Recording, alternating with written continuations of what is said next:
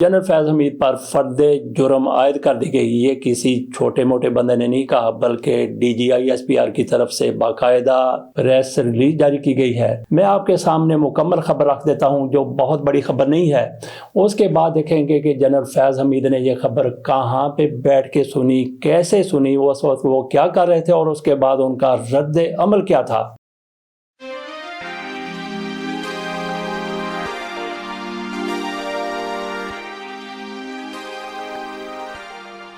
बिस्मिल्लाहिर्रहमानिर्रहीम। जनरल फैज़ हमीद पर फर्द जुर्म आयद कर दी गई। ये किसी छोटे मोटे बंदे ने नहीं कहा, बल्कि DGI-SPR की तरफ से बाकायदा प्रेस रिलीज जारी की गई है।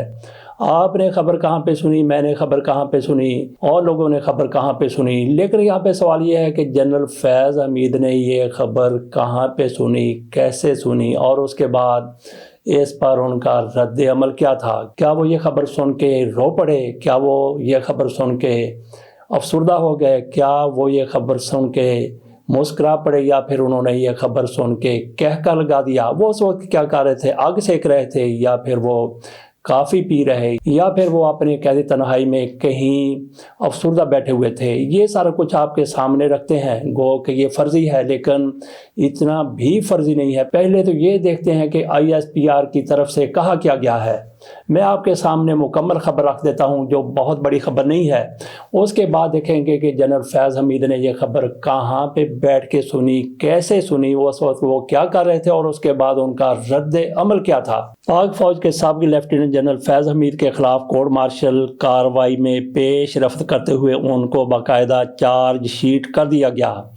पाक फौज के शोबा तलकात आमा ISPR के मुताबिक 12 अगस्त 2024 को पाकिस्तान आर्मी एक्ट की मुतल्लिका दफ़ात के तहत लेफ्टिनेंट जनरल फैज़ हमीद रिटायर्ड के खिलाफ फील्ड जनरल कोर्ट मार्शल की कार्रवाई शुरू की गई। फील्ड कोर्ट मार्शल के अगले मरहले में लेफ्टिनेंट जनरल फैज़ हमीद को बाज़ाब्ता तौर पर चार्ज शीट कर दिया गया। तर्जमान पाक फौज के मुताबिक इन चार्जेस में सियासी सरगर्मियों में मुलव्वस होना, ऑफिशियल सीक्रेट एक्ट की खिलाफ वर्जियाँ करते हुए रियासत के तहफ़्फ़ुज़ और मुफाद को नुकसान पहुँचाना, इख्तियारात और सरकारी वसाइल का गलत इस्तेमाल और अफराद को नाजायज़ नुकसान पहुँचाना शामिल है। फील्ड जनरल कोर्ट मार्शल के अमल के दौरान मुल्क में इंतशार और बदअमनी से मुतल्लक पुरतशद्दुद वाक़यात में लेफ्टिनेंट जनरल रिटायर्ड फैज़ हमीद के मुलव्वस होने से मुतल्लक अलहदा तफ्तीश भी की जा रही है। उन पर तशद्दुद और बदअमनी के मुतअद्दिद वाक़यात में 9 मई से जुड़े वाक़यात भी शामिल तफ्तीश हैं। इन मुतअद्दिद पुरतशद्दुद वाक़यात में मज़मूम सियासी अनासर की ईमा और मिली भगत भी शामिल तफ्तीश है। फील्ड जनरल कोर्ट मार्शल के अमल के दौरान लेफ्टिनेंट जनरल रिटायर्ड फैज़ हमीद को कानून के मुताबिक तमाम कानूनी हकूक़ मुहैया किए गए हैं। ये ISPR की प्रेस रिलीज आपके सामने रखी। अब आ जाता है कि जनरल फैज़ हमीद को कहाँ रखा गया होगा। क्या जनरल फैज़ हमीद को किसी जेल में रखा गया होगा, हवालात में रखा गया होगा, या फिर बहुत बड़े महलनुमा बंगले में रखा गया होगा। बंगले वाली खबर तो खैर हो ही नहीं सकती कि उनको किसी को भी ऐसे बंदे को किसी बंगले में, किसी महल में रखा जाए।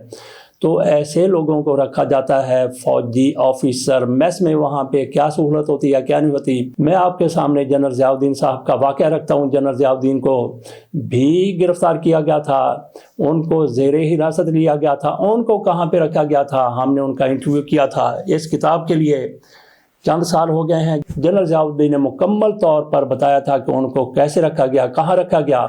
इस किताब का नाम है मौत से वापसी। इससे पहले मौत से ज़िंदगी की तरफ में ये वाक़या हमने कोट किया था। इसी के लिए मैंने और बदर सईद ने जनरल ज़ियाउद्दीन साहब का इंटरव्यू किया था। उन्होंने अपने इंटरव्यू के दौरान बताया था कि कैसे बगावत हुई, कैसे उन्होंने सारा कुछ किया और कैसे उनको हिरासत में रखा गया और उस दौरान उनके साथ क्या होता रहा। लेकिन इसके आखिरी 2 फ़िक्रे हमारे काम के हैं। बाकी भी आप पूरी रुदा सुन लीजिए।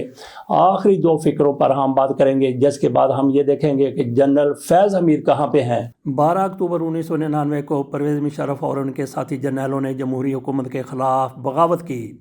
वज़ीर आज़म हाउस में मुझे आइन और कानून के मुताबिक वज़ीर आज़म मियाँ मोहम्मद नवाज शरीफ ने रैंक और बैज लगाने से कबल ऐवान सदर से समरी पर दस्तखतों को यकीनी बनाया। मैं DGISI था। मुझे जनरल महमूद, जनरल अजीज़ और जनरल शाहिद अजीज़ के गठजोड़ का इल्म था। मैं वज़ीर आज़म के सामने इनकार कर सकता था, मगर मैंने जमहूरियत के साथ चलने का फ़ैसला किया। میں شروع سے جمہوریت پر یقین رکھتا تھا۔ اس کا جنرل پرویز مشرف اور دوسرے جنرلوں کو علم تھا۔ 4:30 بجے میرے آرمی چیف بننے کا اعلان ہو گیا، رینک اور بیج لگ گئے۔ اس کے بعد پری پلاننگ کے تحت وزیراعظم ہاؤس کو گھیرے میں لیا گیا۔ دیواریں پھلانگ کر دستے وزیراعظم ہاؤس میں داخل ہو گئے۔ آخری حد تک جانا بھی ایسے پلان اور بغاوت کا حصہ تھا۔ ان کی لوڈڈ گنیں ہمارے اوپر تنی ہوئی تھیں، ٹریگر پر رکھی انگلیاں اشارہ ابرو کی منتظر تھیں۔ اس موقع پر کچھ بھی ہو سکتا تھا، تاہم وزیر اعظم نواز شریف کو میں نے نڈر اور جرأت مند پایا۔ جنرل ضیاء الدین بٹ مزید کہتے ہیں، جنرل محمود بزدل ہیں۔ رات 10:30 بجے آئے۔ وہ خوفزدہ تھے، تاہم طاقت کا غرور تھا، زوم تھا۔ ان لوگوں نے وزیر اعظم کے سامنے خالی کاغذ رکھ کر دستخط کرنے کو کہا۔ میاں صاحب نے دستخط کرنے سے انکار کر دیا۔ ان کے ساتھ بدتمیزی کی گئی، ان کو دھمکیاں دی گئیں، مگر ان کے پائے استقلال میں لرزش نہ آئی۔ گولی مارنے کی دھمکی دی گئی۔ میاں صاحب نے کہا، جو کرنا ہے کرو، سائن نہیں کروں گا۔ اس کے بعد وزیر اعظم اور مجھے الگ کر دیا گیا۔ بعد ازاں مجھے فوجی میس میں زیر حراست رکھا گیا۔ یہاں میں 660 دن قید رہا۔ اس دوران مجھ پر پرویز مشرف کا ساتھ دینے پر زور دیا جاتا رہا۔ ان کے الفاظ ہوتے تھے، آپ بھی آن بورڈ ہوں۔ جنرل اکرم وزیر اعظم ہاؤس میں میرے ساتھ تھے۔ قید تنہائی کے دوران مجھے بتایا گیا، جنرل اکرم ہمارے ساتھ آ گئے ہیں، آپ بھی آ جائیں۔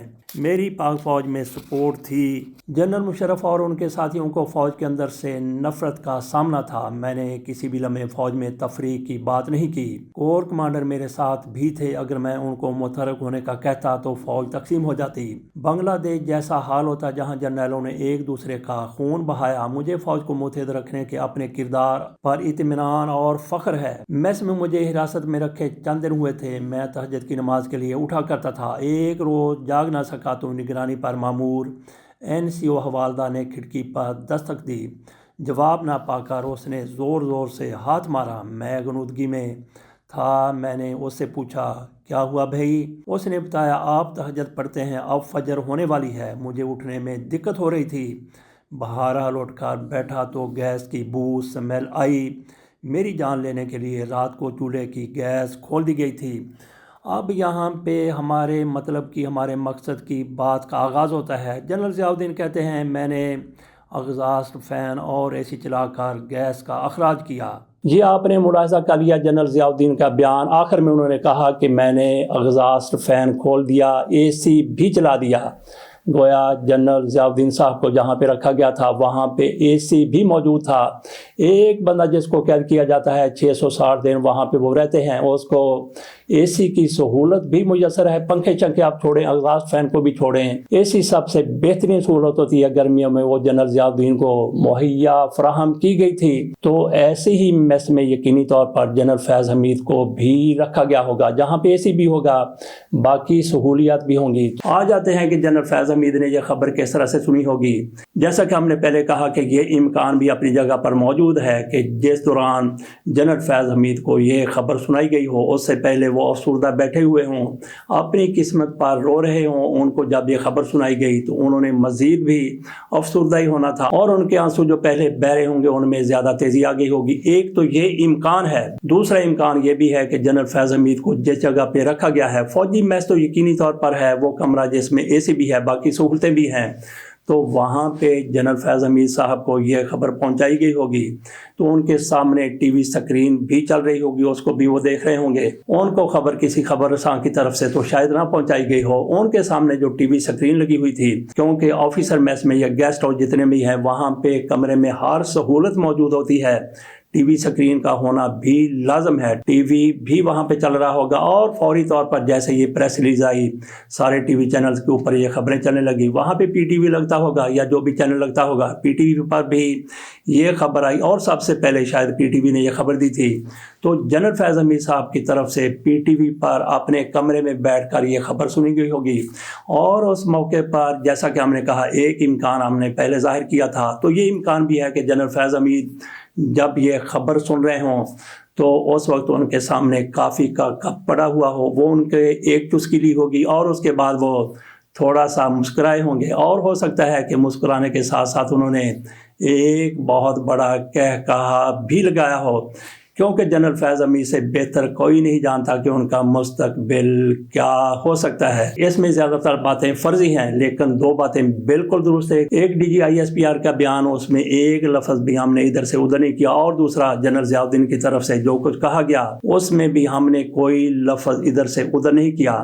تو فرض ہم نے یہ کر لیا کہ جنرل فیض حمید صاحب تک یہ جب خبر پہنچی ہوگی، کوئی ہرکارا خبر لے کے نہیں گیا ہوگا، بلکہ ٹی وی سکرین ان کے سامنے ہوگی۔ تو یہاں پہ سوال یہ بھی ہے، کیا جنرل فیض حمید کو اسی جگہ پہ رکھا گیا ہے جہاں پہ جنرل ضیاء الدین کو رکھا گیا تھا؟